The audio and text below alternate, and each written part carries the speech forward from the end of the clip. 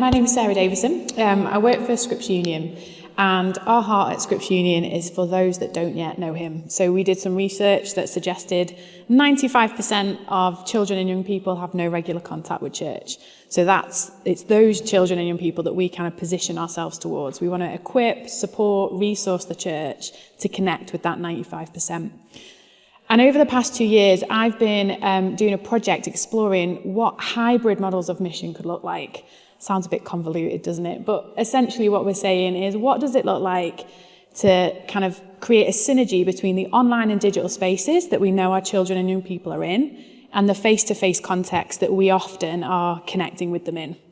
Predominantly as the church, it's those face-to-face spaces where our mission and our ministry happens. But what could it look like to bring in the online and the digital spaces to just add extra weight and opportunities for children and young people to connect, explore, respond and grow? That's kind of our kind of framework. We look at, it follows on really well actually from what Andy was saying. Actually, that connection point is really important and really valuable. Like, how do we build genuine relationship with young people? Our heart and our approach is for long-term relational mission.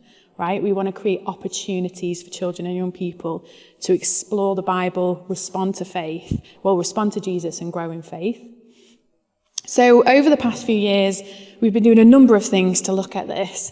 And the why is, well, I think we can probably all understand the why, right? But about 80% of 8 to 11-year-olds and 95% of 12 to 15-year-olds own a smartphone. They're in online and digital spaces. A number of those, whether that's social media, whether that's gaming, there's lots of different places. But what does it look like for us to go to where children and young people are? But how can we do that in a way that's safe? How can we do that in a way that's relevant?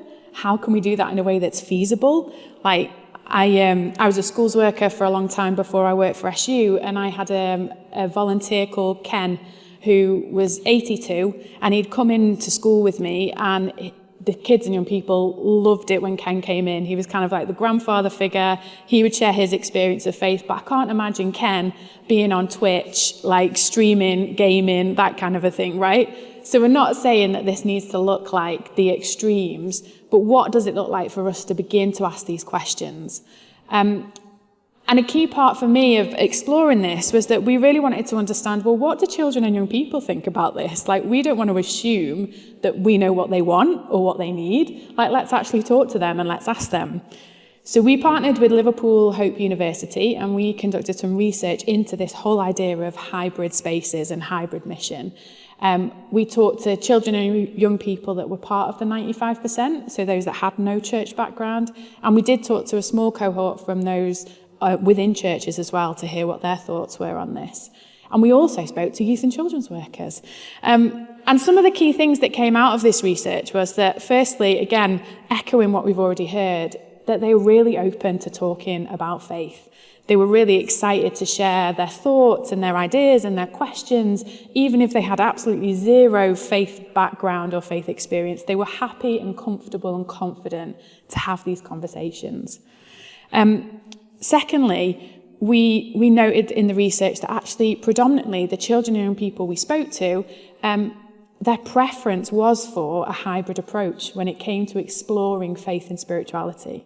They wanted to do that in an online space as well as the face-to-face. And they really noted actually a real difference in what those spaces facilitated. So they talked about the online being a space where they could collect information, they could find out facts and figures and kind of knowledge about faith, about Christianity, but they could do it in a way that was on their terms, like it was accessible to them. They could decide what questions they asked. They could figure out kind of the nuances that they wanted to know. But they talked about how if they wanted to understand the experiential elements of faith, they wanted to talk to a real person. They wanted somebody that they knew and that they trusted. And they wanted to do that in a face-to-face context. And that person that they knew and trusted, some of them talked about family, some talked about friends, but some talked about a lady that comes in and does assemblies every week in their school.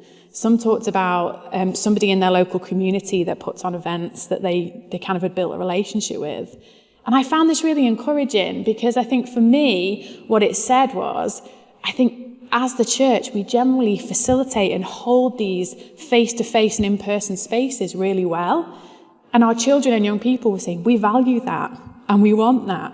But what they were also saying is, we also want the both and. We want the online spaces too. And actually, we're not seeing many spaces that we can do that. We don't really know many places that we can go to that's relevant for us, that we can find out more about faith.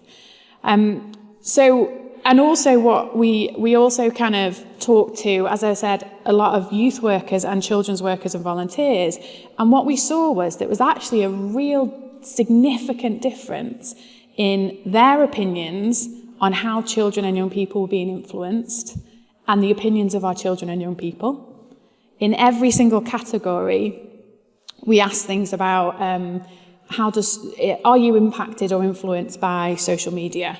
How do friends and family impact and influence you? And with a number of different things, but on every single one, the opinions of our youth and children's workers were the absolute opposite to those of our children and young people.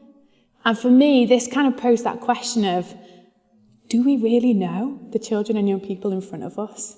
And are we really investing that time to really understand what their needs are and where they're at and what their wants are? Or are we sometimes assuming that we know and then doing that? So I found the research, there was loads, it was really rich, and there was loads of things that kind of came out of it. But loads of encouraging things, but also the challenges too, of what might this look like for us going forward. And at Scripture Union, we really want to partner and equip and journey with churches as they maybe explore what this could look like for them. I'm going to be around during the kind of workshop time just to have some conversational spaces to figure out and to journey with you if you want to figure out, well, what might this look like for me? You know, we're looking at doing some resources around this, some training around this. And again, like I said before, it's not about it having to look like one particular expression of fully jumping into the online world and we can only do everything online. It's not that. But how could we create this opportunity where we're aware of and offering the children and young people in front of us the both and? And are we really understanding what their needs are and how are we journeying with them and building relationship with them as they explore more about what faith might mean and could mean to them?